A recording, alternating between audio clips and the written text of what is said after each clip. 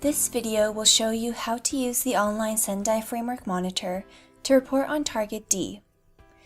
This target is to reduce disaster damage to critical infrastructure and disruption of basic services, among them health and educational facilities, including through developing their resilience by 2030.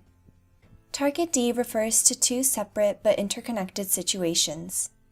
The first is the situation in which critical infrastructure is damaged or destroyed, and the second in which basic services are disrupted. To begin reporting, make sure you have selected the correct reporting year. The year should reflect the year of the data and not the year that you are inputting data. It is important to make sure that the reporting year is correct every time you log into the system, as the selected year may not reset. Most of the data required for indicators of Target D is collected under Targets B and C, thereby avoiding additional reporting burden. By completing Targets B and C, the system will automatically fill in data for relevant indicators of Target D. Indicator D1 is a compound of indicators D2 to D4, which means that data does not need to be entered for D1. If you have entered data for indicators D2, D3, and D4, the system will calculate the value for indicator D1. Indicators D2, D3, and D4 directly monitor damage to critical infrastructure by measuring the number of facilities and infrastructure units which are damaged or destroyed. Similarly, indicator D5 is a compound of indicators D6 to D8 and will be calculated once data for D6 to D8 are inputted. Indicators D6, D7, and D8 directly monitor disruption to basic services of Target D by counting the number of facilities or types of basic services disrupted as a consequence of a disaster. The values calculated for indicators D1 and D5 will be reported for related indicators of the Sustainable Development Goals, as noted by the SDG icon here. If you would like to see how the system calculates these figures, you can find the formula in the technical guidance note for Target D. Indicators D2, D3, and D4 collect data on destroyed or damaged health and educational facilities and other critical infrastructure units and facilities. This data is reported as part of indicator C5. So before entering data for Target D, make sure you have completed data entry for C5 to see values reported for D2, D3, and D4. As always, you are encouraged to disaggregate data, where for these indicators, you can disaggregate by hazard, geography, level of affectation of either damaged or destroyed, and size of facility. If you decide to disaggregate by size of facility, the definition is up to your country. For example, a large hospital in a small island developing state would be small in a populous South Asian country.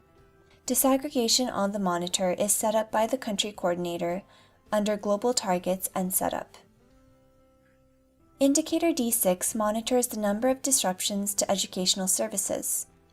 This includes interruptions of services that are either single or multiple, short or long, damage to the facilities or networks that provide the service, measurable or noticeable reduction in the quality of the service, reduction in the population covered by the service, or a combination of the above.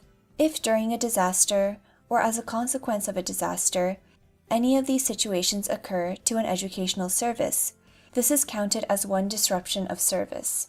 For example, if 3 universities were closed for 1 week as a consequence of an earthquake, enter 3 in this box. Follow this same manner of reporting for indicator D7 on the number of disruptions to health services. Reporting for indicator D8, the number of disruptions to basic services, is similar to D6 and D7, with the exception of requiring the number of types of basic services interrupted. Basic services can include water, sewerage, transport, government, communication services, among others. If during a disaster, or as a consequence of a disaster, the provision of the services was partially or totally interrupted 1 or more times, level of quality of the services was degraded, or coverage of the service was reduced, then this would count as one disruption of service. For example, if a windstorm caused electricity to be interrupted several times and left several neighborhoods without power, this means electricity was disrupted for this one disaster. If water supply and communications were also disrupted because of the electricity disruptions in several neighborhoods, this means for this disaster, 3 services were disrupted. In the monitor system, you would input 1 for each of the disrupted services for a total of 3 disruptions.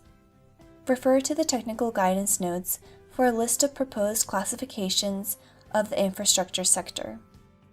Once you are happy with the inputted figures, click on Submit Indicators, which will then progress the data to validation. If you have made a mistake, you can click Reopen Indicator to make any changes at any time, and then click Resubmit.